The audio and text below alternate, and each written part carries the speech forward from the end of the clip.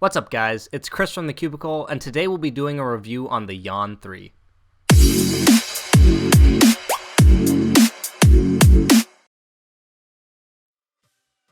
The Yan 3 is a cube from a new MoYu sub-brand, YanCheng. Don't we have enough of those already? This cube's design process began in 2013 and was finalized at the end of 2016.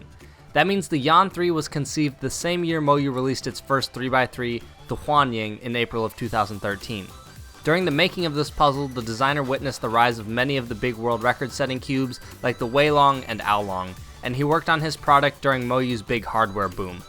Near the end of the design process, the designer had a period of market testing and refined the puzzle based on feedback from cubers. The intent of the Yan 3 is to be a stable and smooth cube while achieving a light and crunchy feel. The Yan 3 is a 56mm 3x3 that goes for $13. It comes with the standard MoYu color scheme with floral bright orange and sky blue. The design bears resemblance to cubes such as the Yuying, Meiying, and Yuxiao with its squared corners and rounded centers on top. It has the same core as many of the more recent MoYu cubes as well. The pieces are hollow to give the cube a light, crunchy, and smooth feel. The design is quite basic compared to many other flagship 3x3s on the market right now.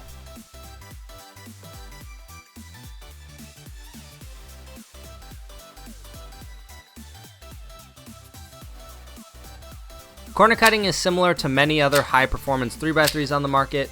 It cuts over 45 degrees for normal cuts and 2/3 in reverse. In comparison to other 3x3s on the market, the Yan 3 is quite loud. You can listen here.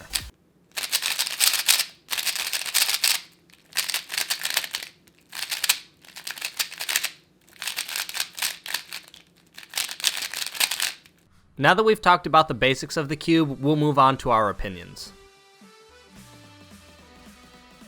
Hey everyone, this is Phil. I didn't really like the Yan out of the box, but it felt like a cube that would get much better after some maintenance. In terms of feel, the Yan is somewhat similar to old Tong's design releases, and it feels like it could have been a continuation of the Ying series. After maintenance, the cube performs much better. My recommendation for preparing this cube is to lube the hardware with something heavy, and then the pieces minimally with a mix of light and heavy lube. That way the cube moves well without being too gummy, while retaining its original character. I ended up with a loud, crispy, no-fuss 3x3, which I was pleasantly happy with. Another issue I had with the cube was how much it flexed. In the beginning, when my tensions were looser, I had trouble stringing together R, U, and F turns, the types of turns found in J perms, R perms, and F perms. The cube would deform and lock up from the corner catching on the center. I found that slightly tighter tensions kept the cube together better. All in all, the Yan is a pretty good cube with a pretty good price. It's one of the more economical modern crispy cubes, and does well against other similar feeling cubes.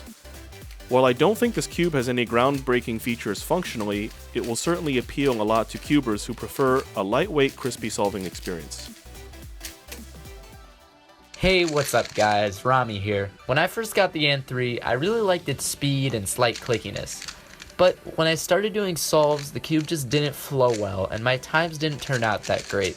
Setting up this cube was tough, but I ended up finding that tighter tensions with a bit of thick lube, but not too much or else it would get too sticky, plus some water-based lube would work the best. I usually like looser cubes, but that really just didn't work with this one because it would corner twist and flex too much.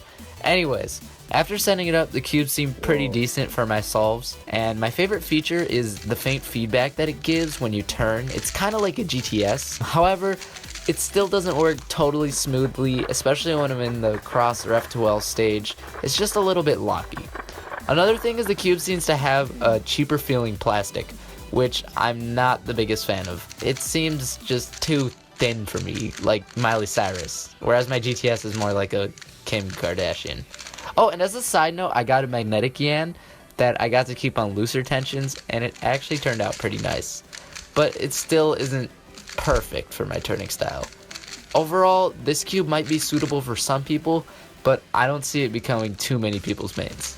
If you have the $13 and you're into light crispy cubes, this cube is worth trying out, but it might be best to look at other top cubes first.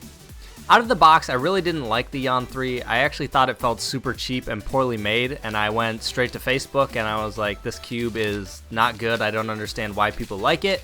But after lubing with Traxxas 50K and doing a couple hundred solves, I'm a much bigger fan of this cube.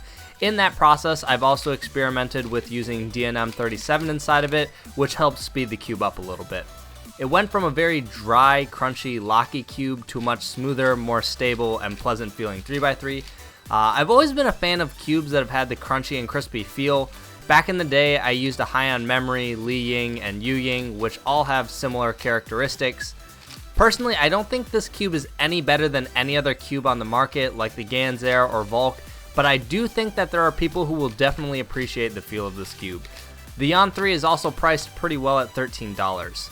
Right now, the Yan 3 is a pretty big contender to be my main, but I think for many people, this is going to be a cube that you want to pass on. Like I said, I think there's going to be people who really do like it, but for most of you, if you're content with your main, there's nothing that really stands out about this cube. So that's it for our review. We hope you guys enjoyed it, and we'll see you later.